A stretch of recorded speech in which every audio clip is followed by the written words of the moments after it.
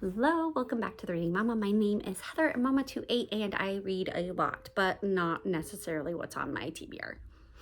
Today I want to share what I am hoping to read in October. I am making October, I know there's a lot of great readathons and things going on, but I'm making it a catch-up month because I have just gotten behind on what I actually want to read. And so I'm gonna make it a catch-up month and yeah, do my own thing. So I'm gonna start with library books because they have to go back soon. So I have Escape from Camp 14, which I shared in another one. This is, I believe, biographical. Let's see here. Yeah, okay. And so, yeah, I don't really know anything else about it. Somebody recommended it. So I'm hoping to read that. I have started, but have not finished, Allies by Alan Gratz. Very good. About halfway through. And this one, it follows so far about 3 people.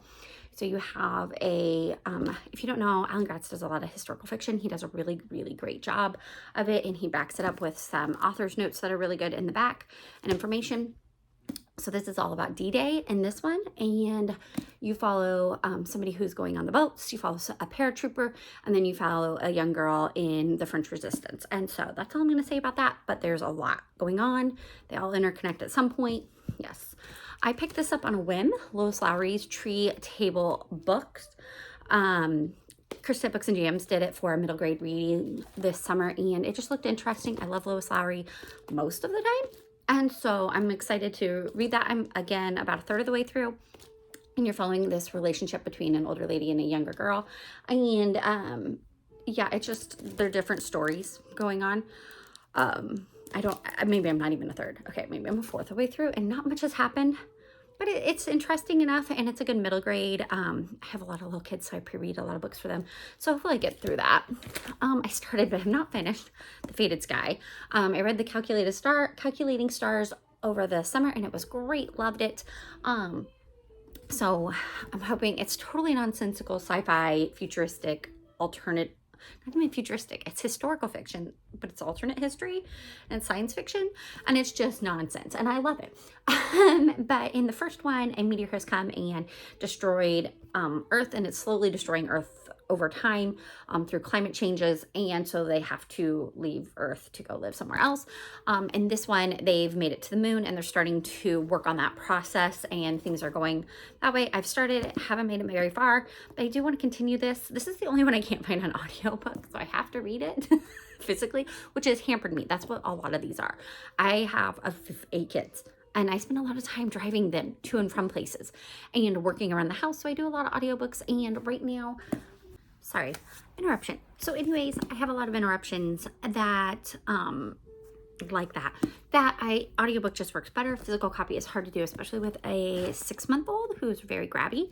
And so this month I'm trying to get caught up on my physical and my audio, TBRs. So that's what I have going on. So Fated Sky, hopefully I'll get to it. Who knows, though? It's really low on my priority list. Then I have this one, and I'm honestly not sure why the library's not finding me because I've had it that long. And it's not our library. So it's from another library. I don't know where it came from. I don't know what it's about. All we thought we knew.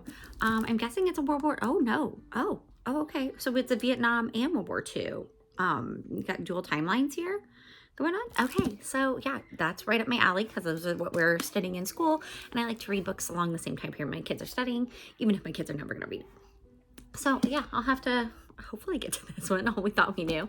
And then because I had gotten on hold for Sci-Fi September, I got an Ursula Le Guin.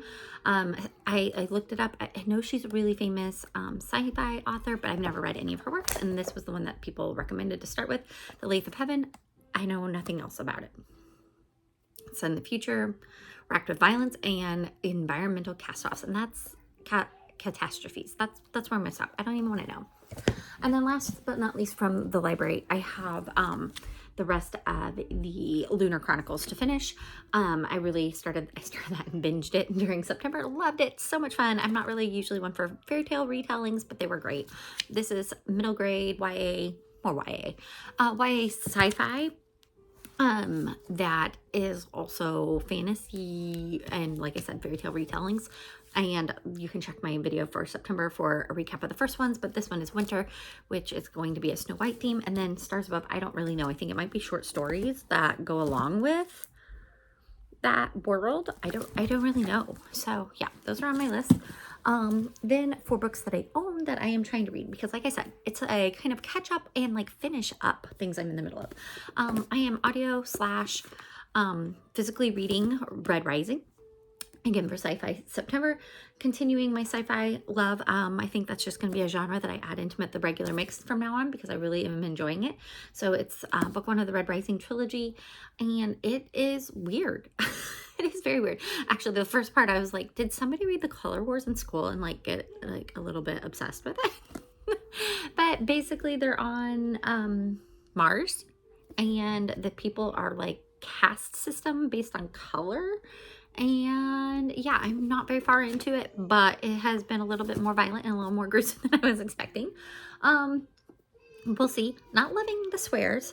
And then, yeah, but the audio is awesome because it's like this Irish author reading it, and I'm loving it. That said, we'll see how it goes. I can see me falling into this series. I'm part of the way through A Hobbit, a Wardrobe, and a Great War. I'm really enjoying it. This talks about Tolkien, C.S. Lewis, and World War I, and it's really World War I focused history book, and then it kind of ties in their experiences with it. But I'm really enjoying it. My kids and I are wrapping up studying World War I, and this is just for me, just to enjoy. And as you can see, I'm annotating it a lot more than I probably need to, but there's just a lot of great thoughts in here, and I've really enjoyed it. But it is one that I'm going a little slower at. I tried to do audiobook, and I was like, no, I gotta be able to take notes on this because there's a lot going on, just on various aspects. So enjoying that. Right now I've been in the section where it's really talking about religion and how all that impacted leading up to World War I. Very interesting. For Shorty September, I grabbed some short story books. And there's a short story here that I have like been reading the first few pages over and over and over for like over a year because I printed it out online, and it's what is it called, The Machine Stops, and I never finish it, so I'm hoping to finish that finally and then read some others. I'm hoping to incorporate more short stories for my oldest in her high school years, and so I'm going to be reading through this. Hopefully, I definitely want to finish The Machine Stops, but there are other short stories from Ian Forster that I want to read, and then again, like sci-fi, I want to include it in my monthly readings, just get a little bit more short stories in there. Falling Hard for Mistborn. I started this in September. It's beefy, guys. I mean, like, this is not for the faint of heart, because it's beefy. It's 640 some pages. It's also not impossible, and I'm really enjoying it. I'm glad I'm not doing it audio because it's one that like, it takes me a few minutes to get into it, and then I'm sucked in, and it's like, nobody bother me. I am reading this. I can't. I am absolutely loving this fantasy book. Somebody had told me it was sci-fi. This is not sci-fi, in my opinion. This is just fantasy. So who knows where that lies. But you're in this kind of, maybe it is sci-fi because it does feel like it's like futuristic on Earth, but it's not Earth anymore. I don't know. Yeah, there's just so much going on. There's like magic based on metals that people swallow and then can burn and use, and then that helps them to move through time and space not space time, but through space faster. They can shoot metal with their hands. It's like Magneto gone wild kind of vibes. And there's just so much going on, and there were so many balls that I was not expecting, and then also not expecting to love the ball scenes. Like, what in the world? Because they're basically trying to infiltrate the ruling government and take them down. That's the gist, okay? There's these people who are lower caste trying to take them down. There's a lot of other things going on, a lot of different things. I just got to a heartbreaking scene, and then of course my kids needed to go to music lessons, and so I'm so close to finishing it, and it was like a super intense moment, and they're like, time for music lessons. Rats. So hopefully I'll finish that tonight. Really loving it. And then I'll continue the series. I do have the other books for that. Oh dear, for my birthday. This is a lot because I'm like in the middle of a million books, which is why this month is finish everything you're in the middle of, then start something new, which is going to be hard with some of these series because I like to binge. I'm also reading Overwhelmed by and Jamie Erickson. And I absolutely love this. I love her writing, but it got trapped in the diaper bag and I forgot it was in there. So I'm hoping to pick this one back up. Just Christian encouragement for mothers is really where it is. I hope to finish this one. Also got trapped in a bag.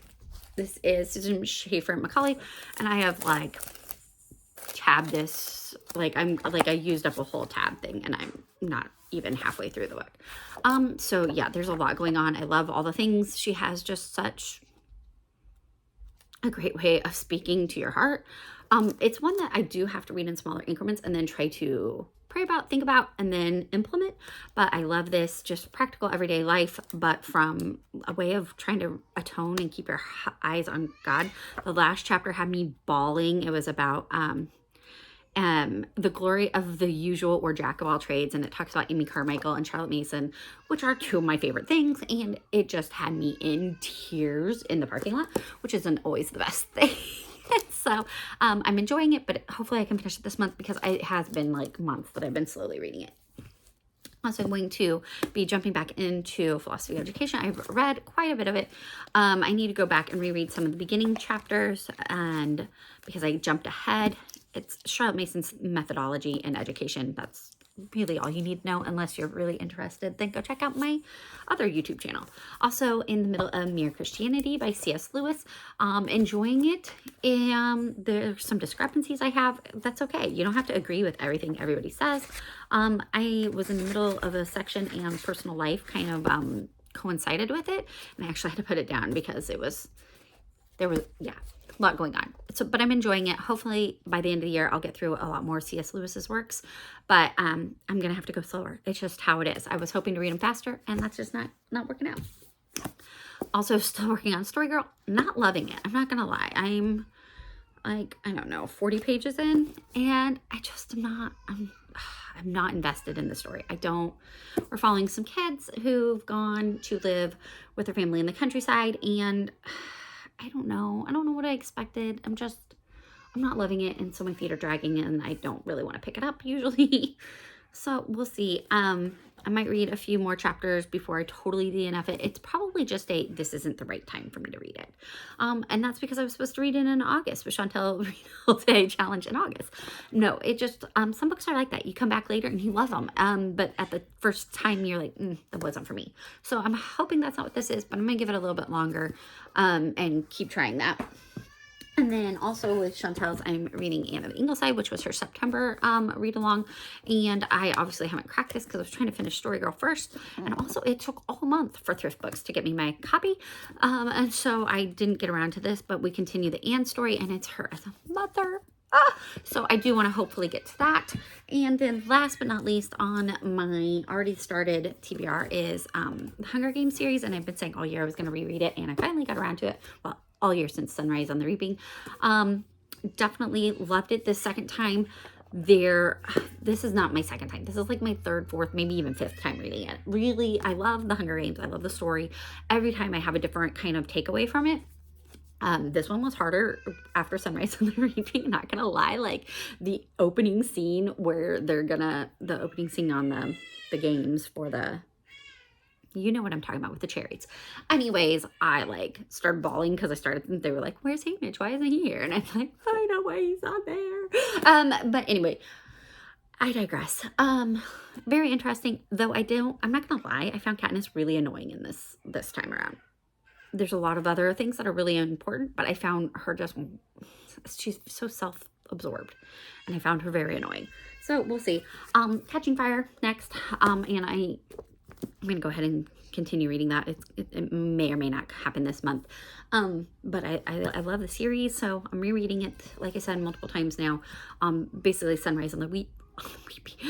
It is Sunrise on the Weeping. Sunrise on the Reaping made me want to reread the series in its entirety closer together. So I'm hoping I'll get this one this month and then just do once a month, do each book until the end of the year. But we'll see what happens, because like that's a lot of books. Like I can't even pick all these up. There's so many. And I'm in the middle of most of them, as you saw. There's a few I haven't started, but most of these I'm somewhere in the middle section of it and need to just finish them. because I just have too many books all over. And then I get overwhelmed. I'm like, oh, I don't even know what to pick. And then I just like pick up something brand new and different. So we'll see what I get to. And that's what I've got. So thanks for watching. If you made it to the end of this, drop your favorite, I don't know. Let's see here. What kind of emoji? Let's drop a red emoji. Some kind of red emoji because my red book is right here on top. I don't know. Thanks so much for watching and have a blessed day.